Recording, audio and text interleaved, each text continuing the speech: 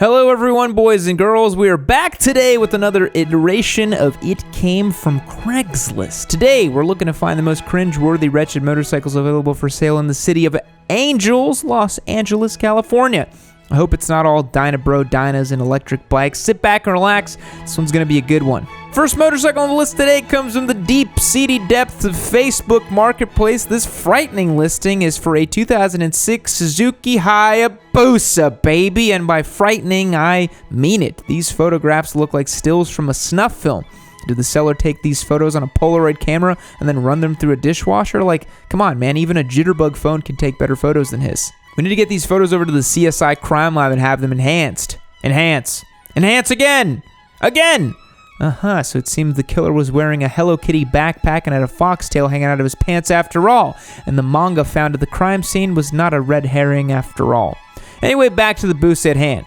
Here are the facts. It is a 2006 with 3,500 miles selling for $5,000, and that's all we know about it for sure. Oh, and the owner is a big Oakland Raiders fan based on the large sticker on the windscreen.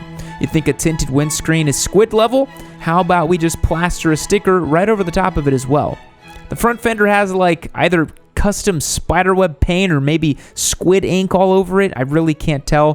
From what I can tell, there appears to be minimal gooch juice on the seat, which is good. He must use Manscaped products to stay nice and fresh down there, but otherwise I can't make much else out of this bike. Minimal info, unclear photos, almost zero Busa mods, which is pretty disappointing. Gonna give this one a 4 out of 10, folks. Keep it moving. Guys, I found it.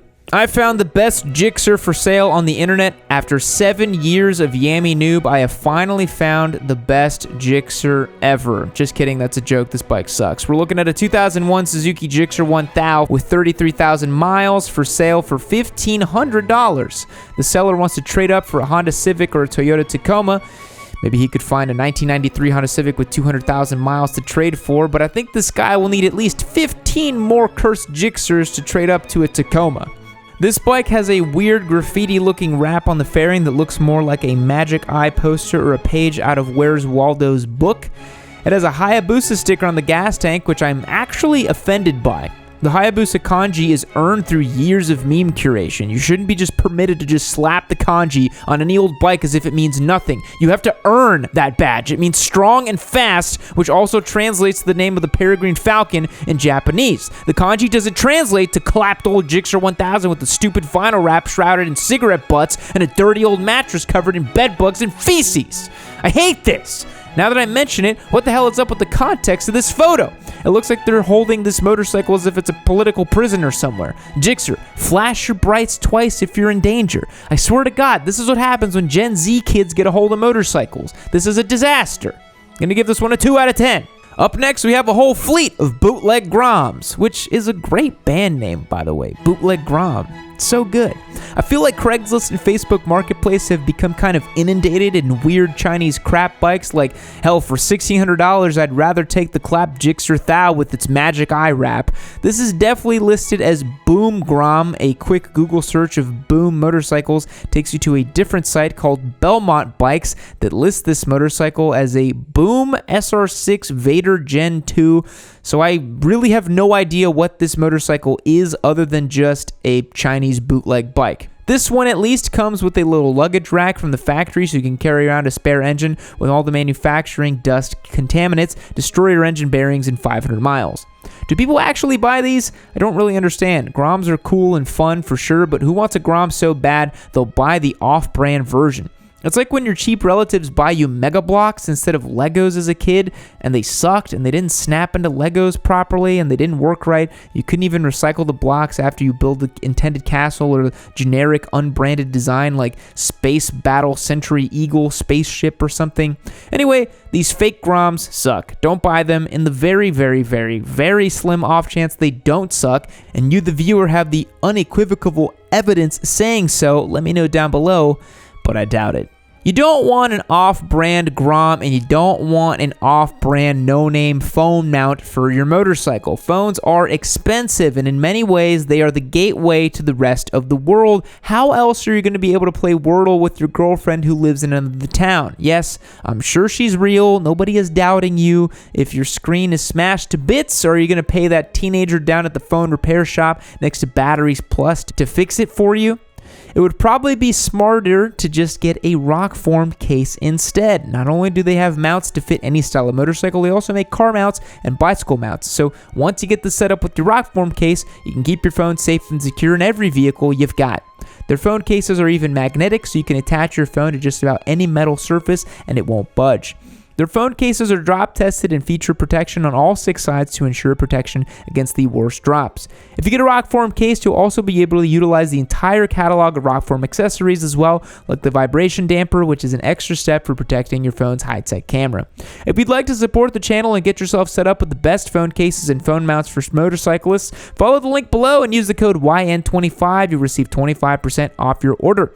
Thank you, Rockform, for supporting the channel. Again, that's YN25 for 25% off. Head over to Rockform, use that code, and check them out. Now back to the show. The next motorcycle on the list today is a Ninja 650 that has clearly seen some better days. Most noticeable is not this the end-of-the-world desert camo wrap, but the adornment of what looks like gauze or hockey tape. There is clearly heat wrap on the exhaust, not ever a very good look in my opinion, but not the most abnormal modification. What confuses me is all the other tape on the frame, gas tank, and suspension. Like, is this bike being held together by tape? Is that structural? If you remove it, will all the stripped bolts just fall out and the bike just collapses into shambles? It is so fascinating to me the lives some motorcycles have lived through, no choice of their own. It gets even worse when you read the description and find out that despite running great, it was stolen and the wiring harness was cut, so it doesn't start. Like, that sucks. I feel bad for the guy, but for a motorcycle that is that old with 40,000 miles on the chassis that's being held together by tape and 9,000 miles on the engine, it's not really worth anybody the time to spend the money and time to fix it. You should probably just fix it yourself at that point and try to recoup some money. No one really wants an old vinyl wrapped and taped up motorcycle that doesn't run. Sorry. I'm going to give this one a 3 out of 10.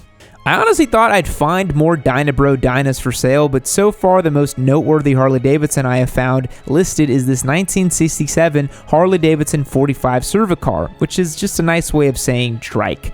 These Cervicar trike things are interesting because they represent much of the Harley-Davidson ethos towards winning over the hearts of Americans.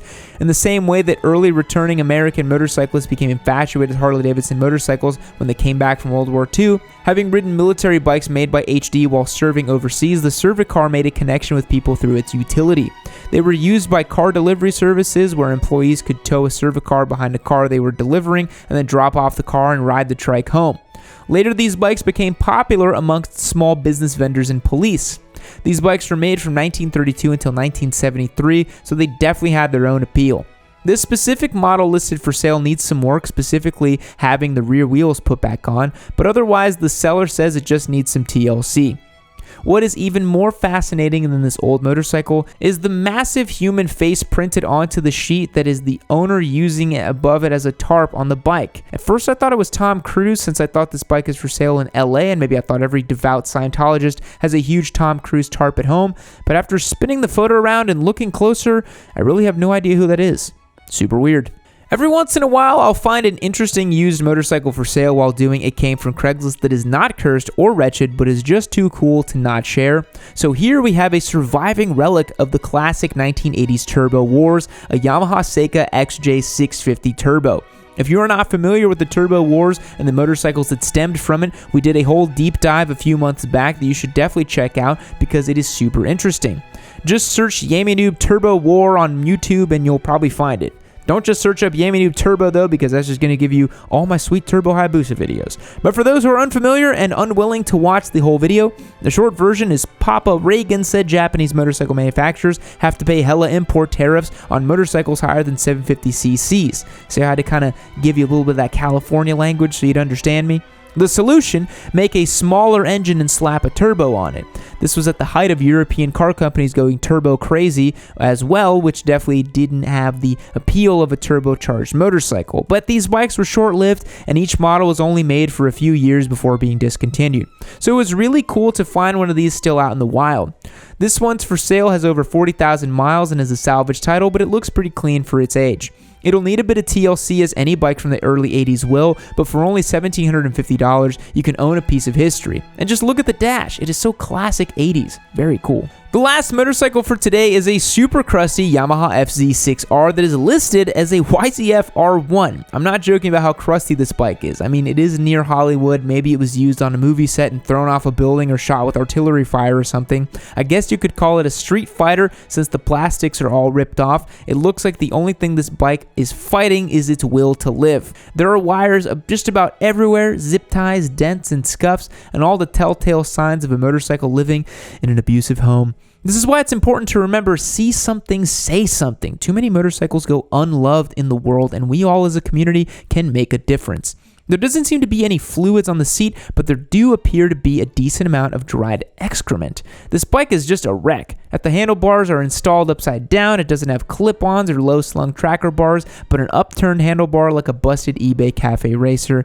I don't even know how a motorcycle ends up in this state, but it is just too much for me. Thanks for making it to the end of the video. I hope you feel better about your own motorcycle. I know all the Yamanube aficionados would have never allowed their bike to get such wretched condition. As always, take a second to subscribe to the channel if you enjoyed this one. We're back to doing It Came From Craigslist on a regular basis. You're not going to want to miss the next one. Maybe we'll do your city, or maybe we'll find your wretched bike for sale. That would be awkward, wouldn't it? Catch you in the next one. Fact: in the 1700s, aristocrats started eating tomatoes, but they were convinced the fruits were poisonous because people would die after eating them. In reality, the acidity from the tomatoes brought out the lead in their pewter plates, and they actually died of lead poisoning. God, I'm so thankful for knowledge and science. Goodbye.